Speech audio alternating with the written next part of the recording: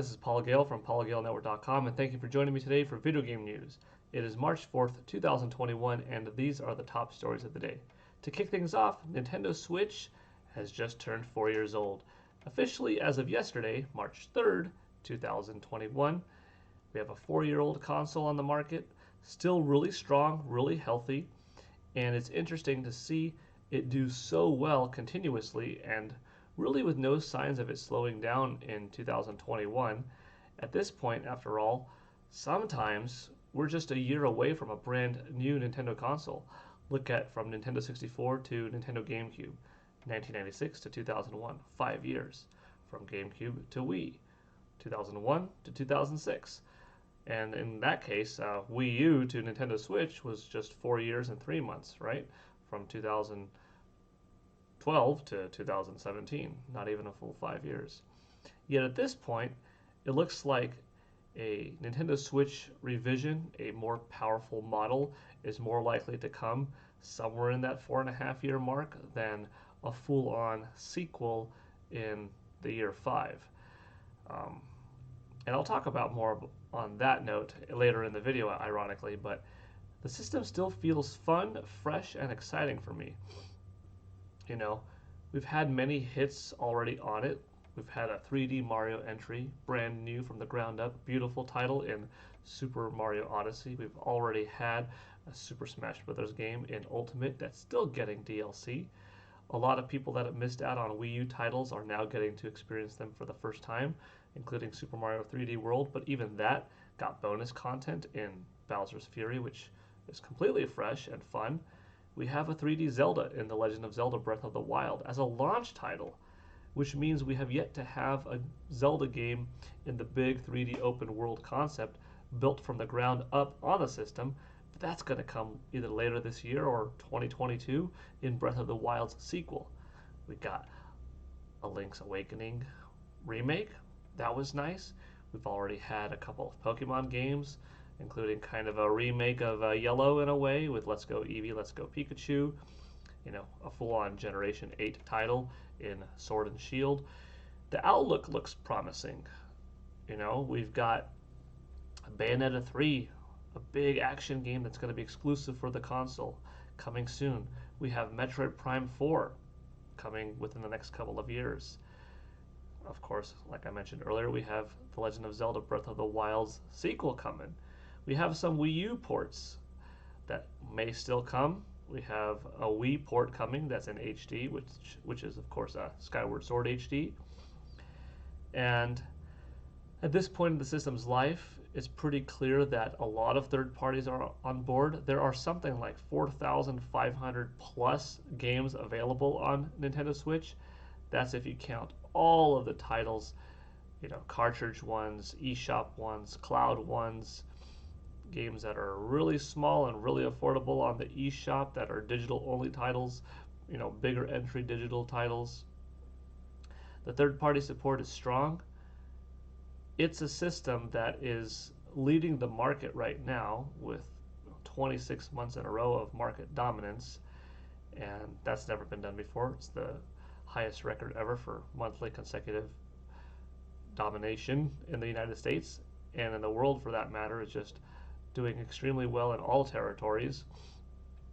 And unlike the last time that happened for a Nintendo console, which was Wii, what eventually happened was it hit its peak, it had a couple of strong years, another strong year, and then it kind of, you know, had a harder last couple of years. Nintendo Switch at this point is still firing on all cylinders, and 2021 may even be its highest selling year yet, which would be really impressive, right? Time will tell, but no signs of slowing down. And from a third party point, it's not missing a lot of titles like Wii did. You know, Wii, despite being the market leader, didn't get Street Fighter 4. It didn't get the Mortal Kombat, you know, remake titles. It didn't get Tomb Raider or Grand Theft Auto 5 or Final Fantasy 13. Some companies went out of their way to make different SKUs for Wii, not to miss out on the install base of, you know, just getting higher and higher up to almost 102 million. But a lot of companies did miss out. on Nintendo Switch at least, it is a more powerful system in comparison to Xbox One and PS4 and what those systems could do. And in some ways, the difference is greater between Nintendo Switch and PS5 or Nintendo Switch and Xbox Series X. But still, we're getting the Doom Eternals and the Mortal Kombat 11s and stuff like that. And, new titles that are on the horizon. We're finding out, there will be a Nintendo Switch version. Sometimes it comes later, like Crash 4 or Tony Hawk's Pro Skater 1 and 2. But overall, really good. That form factor, it's still exciting to me because there is nothing else like it on the market. There is no system that you could just truly take off the TV, play it in your hands, pack it up, move it to another room, take it to, friend's house, parents' house, let my kids play it easily accessible. And of course, it's had a couple of, shaky moments on the way. Joy-Con drift is seemingly more and more prominent, especially with people's older models. But it's not end-all be-all. Nintendo has a good solution. You send your Joy-Con in, they fix it, clean it for free. If it happens again, just do the same. Too bad that happens at all, but with all consoles, things do break down. We do experience wear and tear. The Nintendo Switch Pro controller is fantastic. I would have liked to see more color variations, though. We've had some different models, but more color variants, kind of like we have with the Joy-Cons. Perhaps we don't get as many because Nintendo has a good amount of partnerships with third-party brand controllers that make their own, officially licensed spin-off Pro controllers. But the Pro controller is a great controller, best controller on the market, perhaps, in terms of battery life, gyroscope controls, HD rumble, overall grip, feel, comfort, size, that asymmetric analog stick configuration. That's kind of dependent on whether you're a Nintendo Xbox controller preference or PlayStation. Then you could also make the point that, well, Xbox might be the best controller for you. DualSense might be. DualSense probably has the most, evolved tech in it. So, like I said, it's not that the Nintendo Switch Pro controller is perfect. You could say it could benefit from a microphone jack in it, right? It could benefit from a perhaps upgraded D-pad. It would have been nice if at this point Nintendo released Joy-Con variants where you could have the 4 buttons below the left analog stick or have a traditional D-pad below the left analog stick. So there are a few things that didn't happen. Themes never really got added to the system. No Netflix, although that could be because of the whole Netflix deal with Zelda and leaks of it coming out, if that's in fact true. But overall, a great system with great games already out and potentially its best titles yet to come out, and that's at a very strong 4-year mark. We don't even know, will it have its own Mario Kart? A Mario Kart 9 could come out within a year and then make this thing really last a lot longer. Animal Crossing was a huge hit. What other Nintendo franchise could they bring out as a surprise and see success, if not exact to Animal Crossing's, at least stronger than in many years, in many entries? So happy birthday to Nintendo Switch. Truly shaping up to being one of the best Nintendo systems ever, and it's not too far away from being the best home console ever. Like I said, we did just under 102 million. Nintendo Switch, as of March 3rd, 2021, should be sitting comfortably above 83 million.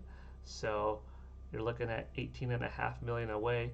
By the 5th anniversary, the thing is definitely going to be in the 104 million range, and we'll have a new best-selling, I should say, Nintendo console this time next year. And who knows, a Plus model might come out between now and then, and might get some price drops. So the sky's the limit. We could be looking at something that winds up with 160 million topping DS. That's still a bit of a stretch, but certainly possible. Moving on in gaming news. I mentioned this previously, and now we got the official confirmation of the price. $485. That is the pre-order. If you go for it now, it's going to save you $50. The first 4 figures Metroid Prime Samus helmet comes in standard edition or exclusive edition. They're both the same price. You just have the option. Do you want your helmet to have the option to light up, or do you want it to not? This is the standard, no light. This is the exclusive, it does light. Honestly, I always go for exclusive, because if you don't want the extra function, then all you have to do is not turn it on, right? So $485 is also more than I thought. I was thinking, if I'm not mistaken, somewhere in the $300 to $350 range, but I said I wouldn't be surprised if it's more expensive, because these are big, these are heavy, they are detailed, they're built with quality. So this is not something that you wear, but if you just love the look of the Samus Aran helmet and you want it on display, First 4 Figures is an awesome company, and for $485 you can have this statue. Moving forward, limited run games announced. Travis Touchdown gets physical. No More Heroes and No More Heroes 2 Desperate Struggle ride on to Nintendo Switch. Pick up the standard editions or the totally badass collector's editions on March 12th. That's a little typo there. There we go. Nice looking case. Looking at the collector's edition. Very cool steel book. Original soundtrack. We got some reversible 18 by 24 inch posters. And here's collector's edition in yellow. Looking good, right? You can pre-order both. You can pre-order one. You get your flag. Spine art lines up on your shelf. I think that's nice. No More Heroes 3 is coming out this year. I think that's exciting. If you haven't played these games and are interested in 3, I think this is the way that I would go, unless if you're totally a digital gamer. Get the physical editions, have both. Whether you want the special or not, that's another thing, but play these in preparation for No More Heroes 3, and I think you're going to have a good time. Next up, I'm not going to let this whole video go through, but this is a 42-minute video that Masahiro Sakurai put up today, and it is regarding Mythra and Pyra from Super Smash Bros. Ultimate. We got a good look at the characters, how they both operate, and the models look great. Mythra, she's cool. Pyra, she's cool. I'm impressed. I like that it's 2 characters, and that officially just adds 2 more women to the roster, and 2 more characters in general to the roster.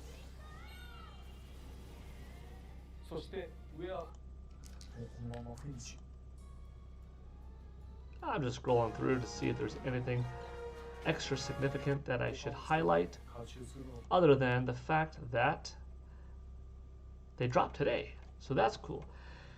If you already purchased the Fighter Pass, or if you didn't and want to buy this duo individually, you can today. It'll be available probably by 9 p.m. Pacific Standard Time at the very latest, and I don't think it'll be that late, because after all, then it would hit midnight on the East Coast. So probably sometime this afternoon, perhaps even by the time this video goes up. And with this, we will have 2 final characters left. If I were Nintendo, if I were Mr. Sakurai, I would save the last one, the biggest one for last. You know, Crash would be a really good get. I think Master Chief would be a shocking one. Are there any Nintendo characters that truly need to be in it? Is there somebody that would make a big impact to you? Gino, Waluigi, someone else from the Legend of Zelda universe? Or is the way to go with a couple of third-party shockers? Scorpion from Mortal Kombat, Doom Guy, Lara Croft, another female character, would be pretty huge. Kratos, God of War, Ratchet and Clank, a very good fit for the game, but how close are Nintendo and Sony together? And even with Master Chief, you got to say the character's got to be a video game character, but they also have to have appeared on a Nintendo platform at some point. Personally, someone like Goku, Teenage Mutant Ninja Turtles 4-in-1 character, Superman, Batman, Spider-Man, or Wolverine, any of those would be cool at some point. It's just not the game for it.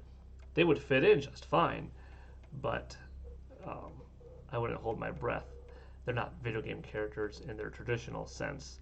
So I think somebody else that I mentioned earlier is more likely. But it's still exciting to think who the last two are. You'll have to let me know what you think, what you hope. Next up, this is kind of what I was hinting at earlier. Takashi Mochizuki published that Nintendo is going to buy rigid OLED display panels from Samsung Display for a new Nintendo Switch model planned this year. Production may begin as early as this June or July.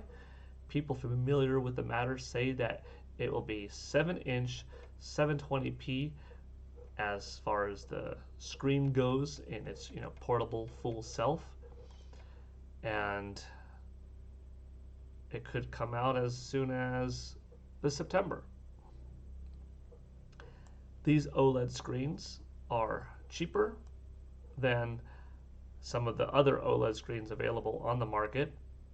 Nintendo probably would get a good deal on how much money they spend on them, buying them in bulk. It's a lot cheaper, as you can see, for these rigid screens now than in 2016. You can see the price drop here, and the 7-inch display size, though doesn't seem to be all that much bigger than 6.2, does make it close to 25% bigger surface area that you're looking at. Now, the DPI or the PPI, that may change. It will if it's still 720p. However, in having that change slightly, the fact that the screen technology would be more clear, the fact that the system would be more powerful, 720p screen still at this 7-inch size, I think is going to be fine. I think that people that think they need a 4K or a 1440p device in their hands are unrealistic in their expectations of what this upgrade will be. Of course, would I want the best? Would I want it to be 1440p or 4K in handheld mode? Of course. But I'm not expecting it, and I'm also not disappointed that if it is just 720p, that is just completely fine for me.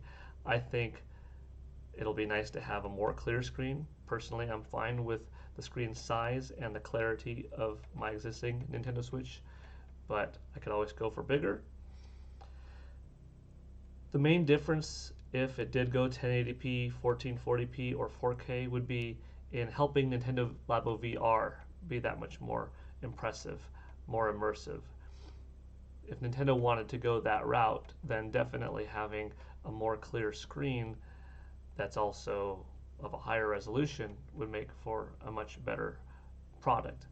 But that doesn't seem to be their focus, because when it's close to your eyes, having a 4K screen that close compared to a 720p one would be really good.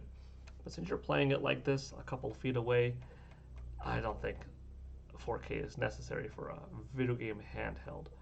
That being said, I wouldn't be surprised if for the official Nintendo Switch successor, Nintendo Switch 2, a few years out, maybe it'll have a 1080p or 1440p screen in its portable mode, maybe 4K, we'll see. But the interesting thing here is this report is suggesting that when docked on the home console, this Nintendo Switch Plus, or whatever it's called, will be in 4K. Now that means it's going to be significantly more powerful. It has to have DLSS, I would imagine, or maybe it doesn't have to, but I hope it does, and I think that's reasonable to expect.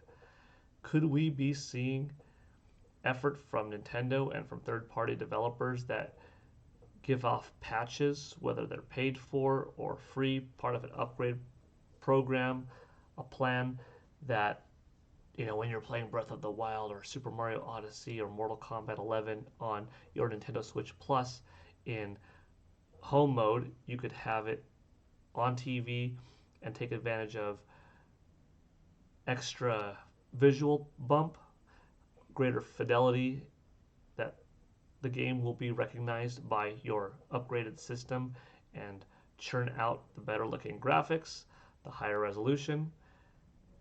If you're playing on a 720p screen and you're not getting any kind of bump in terms of resolution, perhaps in portable mode, you're getting a performance boost up to 60 frames per second, more shadows, more shading, better lighting, higher quality polygons.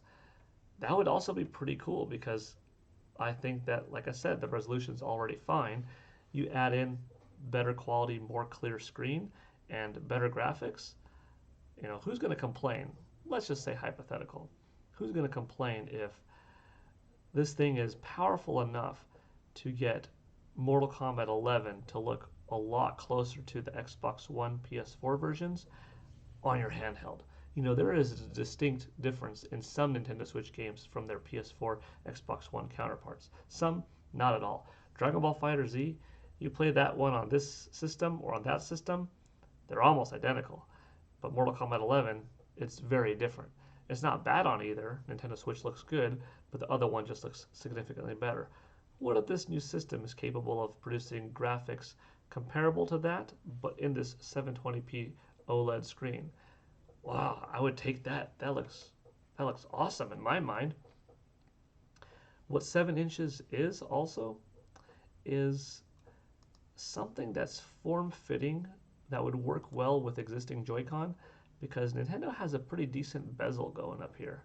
And 7 inches really just takes this kind of to the edge, so I could see old Joy-Con working.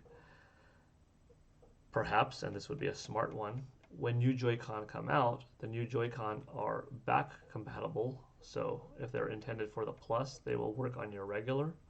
Maybe that's when Nintendo will say, here you could buy a D-pad Joy-Con or the split button Joy-Con. Still a rumor, but it's exciting. Maybe Nintendo will officially talk about it, unveil it at E3. Could you imagine?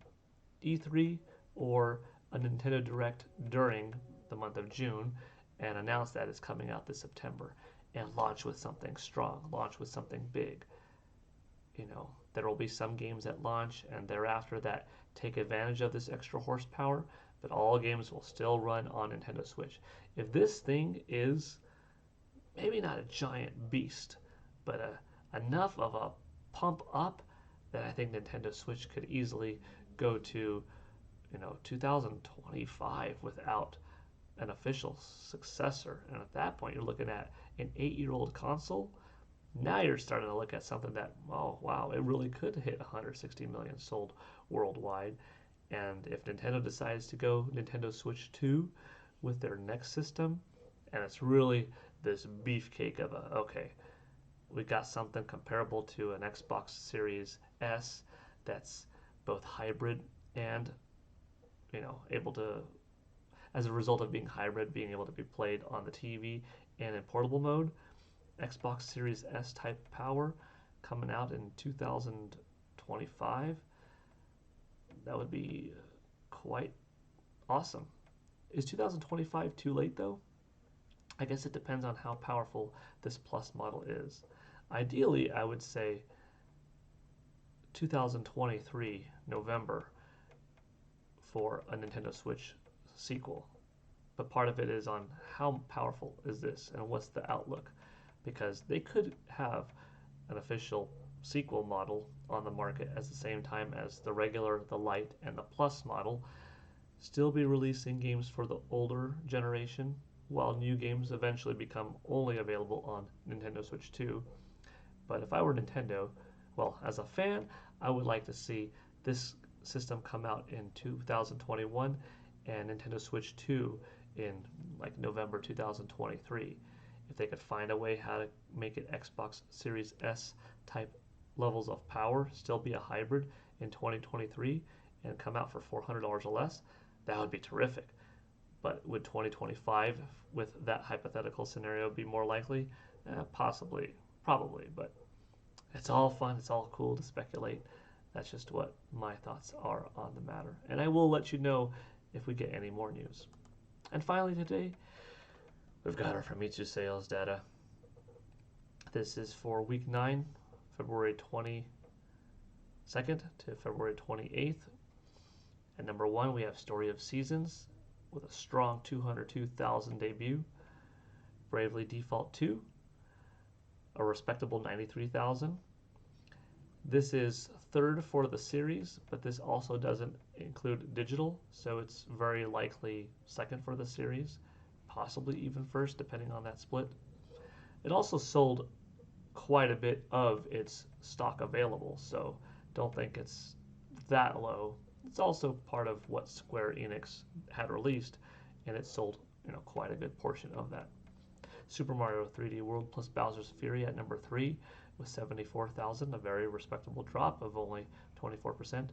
Momotaro Dentetsu at number 4 with 40,000, very small drop from the previous week. Ring Fit Adventure at 5 with 19,000. Mario Kart 8 Deluxe at number 6 with 13,500, actually went up a percent from the previous week. Animal Crossing at number 7 with 13,000. At number 8, Prince Sama with 10,000. Number 9 is Super Smash Bros. Ultimate with 9,957. It got a 7% jump, as you can see here, and that's no doubt thanks to Mythra and Pyra. People excited about the game coming out, people excited about, well, not the game coming out, but people excited about the characters coming out from a game they like. You see a little bump there. And Minecraft at number 10 with 9,386, up 11% from its previous week. Top 10, full of Nintendo Switch games, nothing else. And I will tell you why. There should be at least a PS5 game in here, but there's not. The lowest game sold this week is 9,300. Now I'll tell you why. Sure, there should be a PS5 game here. And that's because PS5 actually did pretty respectably this week with 33,838. If just a third of the new people that bought a PS5 bought one PS5 game that they all kind of clamored around, that was their most hyped game, Spider-Man Miles Morales, then Spider-Man Miles Morales would have sold about 11,000. That would have cracked into the top 10, right? That wasn't the case. So you got to wonder, what are the PS5 owners buying? Are they just enjoying the fact that they didn't have a PS4 Pro perhaps, and now they're getting to re-experience their old PS4 games on a PS5 because it brought it up to Pro levels and then some? Are they just enjoying PS Plus and downloading games digitally? Those are likely scenarios, but also you would kind of hope that a PS5 game would chart if the system itself is doing better. I don't think we're going to see anything really significant in terms of PS5 games charting, probably until Resident Evil Village. But if we go backwards, 78,000, 49 is Nintendo Switch, how many consoles it sold in the week. It's better than last week, and it's significantly better by 25,000 from last year. At this point, you're looking at a 300,000 more Nintendo Switches sold at this point of this year than it did last year. 308,000 more. That's a pretty big lead. PS4 came in at number 3 with 3,217, beating last week. Xbox Series had actually a really impressive almost 7 times jump from what it did last week. This week, 1,487. Props to Xbox Series brand of platforms. And the Nintendo 3DS was at 673. Not a lot of activity there, but hey, it's an old guy there, 10-year-old machine, and still able to bust out some healthy sales, right? And Nintendo's not even creating any new 3DS models, so this is just what's out there that people still want to buy. And that's going to do it for video game news today. Quite a bit to talk about. We've got Nintendo Switch's 4-year anniversary. What are some of your favorite stories? We got the Samus Aran helmet. You gonna get it? Got No More Heroes 1 and 2. I think that's looking pretty cool, that physical edition. Mythra and Pyra coming today. Tell me, are you excited? Nintendo Switch Plus rumors, they're back yet again. Are you pumped? And finally, Famitsu sales. One of my favorite things to talk about. Let me know what you thought. Thanks for watching. This is PGN signing out. Have a good one. Bye.